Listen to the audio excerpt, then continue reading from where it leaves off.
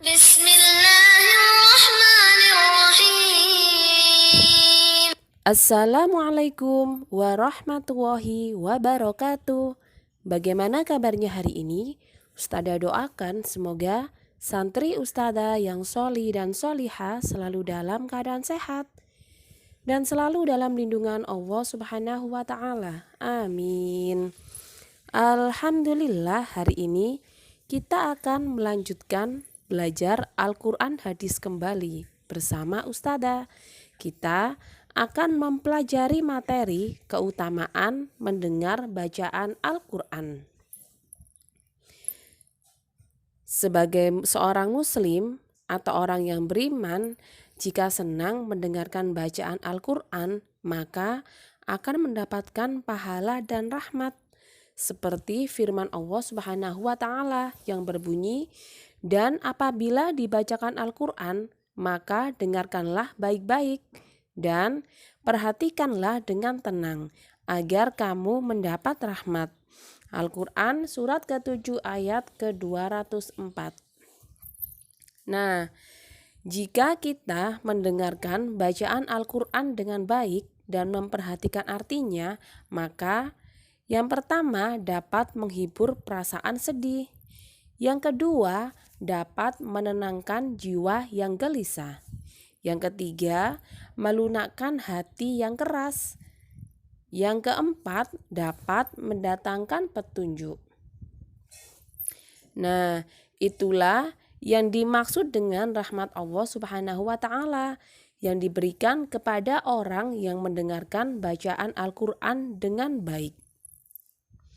Sangat besar ya mukjizat Al-Quran. Semakin sering orang membaca, menghayati, dan merenungkan, serta mendengarkan bacaan Al-Quran, maka semakin tertarik hatinya. Ketahuilah anak-anak sholih dan sholihah, apabila Al-Quran dibaca dengan lisan yang fasih, suara yang baik dan indah, akan memberi pengaruh kepada jiwa orang yang mendengarkannya, dan akan bertambah keimanannya.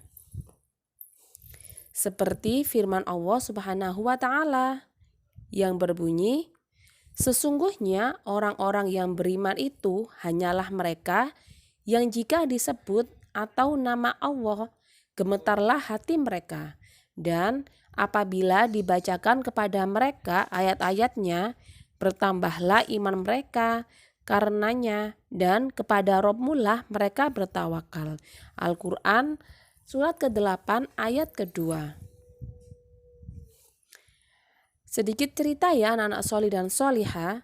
Pada suatu malam Nabi Muhammad mendengarkan sahabat Abu Musa al-Asy'ari membaca Al-Quran sampai larut malam. Sepulang beliau ke rumah, ditanya oleh sang istri penyebab pulang larut malam. Kemudian Rasulullah SAW menjawab bahwa beliau terpikat oleh kemerduan suara Abu Musa al-Asy'ari. Membaca Al-Quran seperti merdunya suara Nabi Daud alaihissalam.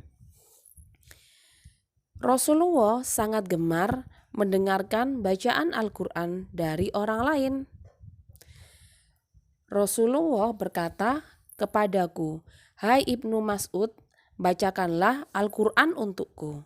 Ibnu Mas'ud menjawab, "Apakah aku akan membacakan Al-Quran untukmu ya Rasulullah?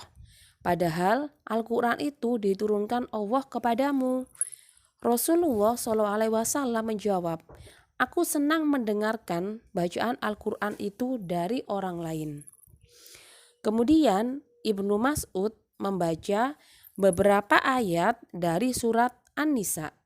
Dan ketika bacaan Ibnu Mas'ud sampai pada ayat 41 yang berbunyi, "A'udzu billahi minasyaitonir rajim. Fakaifa idza ji'na min kulli ummatin bisyahidin wa ji'na bika 'ala haula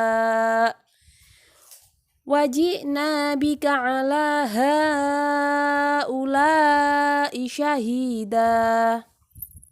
Yang artinya, maka bagaimanakah orang kafir nanti apabila kami mendatangkan seorang saksi, Rasul dan Nabi dari tiap-tiap umat, dan kami mendatangkan kamu atau Muhammad sebagai saksi atas mereka itu atau umatmu.